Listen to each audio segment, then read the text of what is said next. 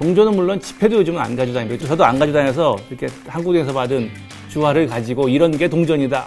동전과 지폐가 없어지는 그런 사회로 인류가 갈 것인가 하는 그런 큰 문제라고 볼 수 있고요.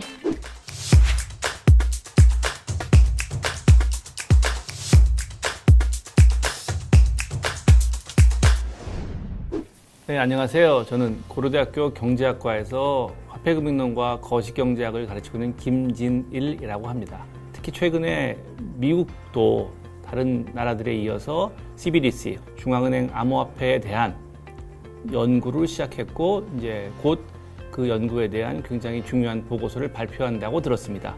CBDC는 중앙은행이 발행하고 누구나 가질 수 있고 가치가 안정적이다 라는 것을 모토로 하고 있고 그 발행을 누가 하느냐, 그리고 일부만 가질 수 있느냐, 즉 폐쇄형이냐, 아니면 가치가 연동되어 있지 않느냐 하는 면에 있어서는 굉장히 다양한, 우리가 쓰는 페이도 마찬가지고요. 어떻게 보면 신용카드도 그 중에 일종입니다. 그 과정에서 중앙은행이 나와서 디지털 화폐라는 형태를 만들어서 그것을 바탕으로 새로운 금융지수를 할지, 그게 조만간 다가오지는 않을 테고요. 그것의 형태를 약간 일부는 시도해 나가는, 그것도 중앙은행이 예를 들어서 중국의 인민은행이 알리페이를 대체하는 것처럼 그런 시도가 그렇게 조금씩 나갈지 스몰 스텝으로, 아니면 아무것도 안 하고 있다가 빅 스텝으로 한 번에 전부 다 할지 중앙은행도 고민을 굉장히 많이 하는 것으로 알고 있습니다. 화폐의 기능을 얘기할 때 많은 교과서들에서 세 가지 기능이라고, 그 중에 하나가 지급수단이라고 하는데, 그러한 디지털 지급수단이 디지털 화폐로 등극하는 것은 중앙은행만이 할 수 있다 라는 법정 화폐 해설을 많이 믿고 계시고요. 그것도 그렇지만 설은 설입니다.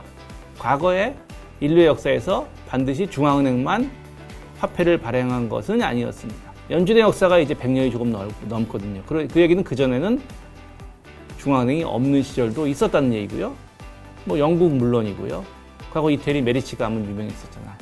그런 식으로 이 디지털 화폐를 만약에 중앙은행 법정 화폐로 한정한다면, 그것은 굉장히 먼 미래 얘기지만 디지털 지급수단은 지금도 굉장히 많이 사용되고 있고 우리 금융에서도 많이 하는 것으로 알고 있습니다.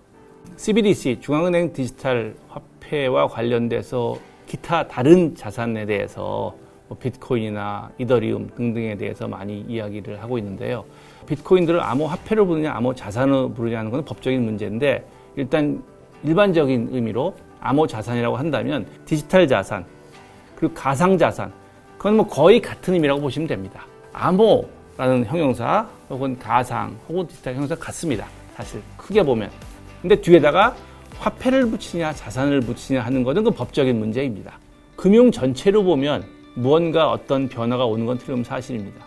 그래서 두 극단적인 경우 시나리오를 얘기한다면, 지금 하나의 시나리오, 중국은 우리나라에서 말하면 어쩌고 저쩌고 페이들, 그러한 기능을 중앙은행이 대신하겠다고 하는, 만약 그런 형태로 도입된다면 우리나라에서 가지고 있는 많은 페이들 아니면 선불 결제, 그런 것들은 굉장히 위기로 오겠죠. 그렇지만 상업은행들에겐 전혀 영향이 없고 오히려 더 좋을 수도 있습니다. 네, 왜냐하면 그런 금융기관들이 은행에 하는 도전을 받을 필요가 없고, 중앙은행은 그러한 일반은행이 하는 행위를 대체하지는 않는 경우고요. 또 반대쪽 극단은 뭐냐면, 그거는 과거에 제임스 토빈이라는 경제학자가 가장 유명하고 노벨상도 받고 그러신 분인데, 만약 전자화가 디지털화가 이루어져서 그렇다면 중앙은행이 상업은행을 대체하는 것이 아니냐. 다시 말해서 모든 국민들이, 저도 지금 저희 아파트 1층에 있는 우리은행의 계좌를 가지고 있는데, 우리은행의 계좌를 트는 게 아니라 모든 국민이 중앙은행의 계좌를 트는, 그런 형태가 일반은행으로서는 가장 위기겠죠. 그렇다면 지금 예금 받고 개인에게 대출해주는 행위는 다 중앙은행이 할 테고요. 그게 이제 일반은행에서는 가장 나쁜 스토리고요. 근데 그 중간에 어떤 형태로 한국은행에서 한다면 어떤 형태로 할 것이라는 게 단순히 한국은행의 문제가 아니라 우리나라 정책기관 전체에서 한국의 미래 금융을 어떻게 짜갈 것인가 하는 문제이기 때문에, 그 직원 개인의 문제가 아니라 기관으로서는 이것이 어떻게 되고 있고 거기에 우리은행이 어떻게 대비해야 되는지는 꾸준히 신경을 써야 될 문제라고 생각을 합니다.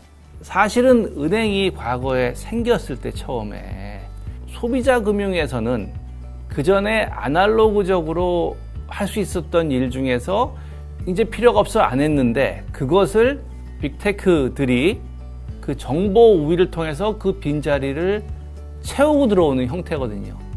그렇다면 결국은 일반 은행이 그러한 빅테크 혹은 인터넷 은행과의 경쟁에 있어서 이제는 그러한 아날로그 금융 대면으로 할 수 있기 때문에 또 해야만 하기 때문에 은행권 전체가 다른 비은행권 금융기관이 못하는, 그리고 만약에 중앙은행이 암호화폐를 들고 나와도 중앙은행에서 지점을 깔아서는 도저히 할 수 없는 그런 자산을 마련해 놓는 것이, 그것이 디지털화해서 그 위기를 기회로 만들 수 있는 것이 아닌가. 은행이 지금 가장 대표적인 금융기관이 됐을 때 그런 이유가 뭔지를 보면 지점에서 사람들과 얘기하면서 얻은 정보이거든요. 네. 그런데 이제 그런 정보가 빅테크들이 굉장히 빠르게 알고 있고요. 그럼 그런 상황에서 어떻게 초심으로 돌아가서 우리가 가장 잘하는 게 무엇인가. 중앙은행 암호화폐가 나와도 우리가 중앙은행이 못할 일, 그리고 비은행 금융기관에 대해서 그들이 못하고 우리만이 할 수 있는 일, 그걸 더 좁혀본다면 그 일반은행과 인터넷은행 사이에서 서로의 장점과 단점을 잘 파악해서 다른 사람이 못하는 그 비교 우위를 발전시켜 나가면, 그러면 어떤 변화든 기회가 될 수 있고요. 그러니까 많은 은행들의 부침이 결국 그거를 얼마나 잘 했느냐인 것이죠. 우리나라 외환위기가 그랬고요.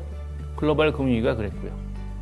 일반 은행으로서 가장 잘하는 게 무엇인지를 알고 그것을 잘 준비하고 있는 것이 어떤 변화가 있을 때 그 변화에서 올바른 위치를 잡을 수 있는 방향이 아닌가, 그렇게 생각을 합니다. 채널 W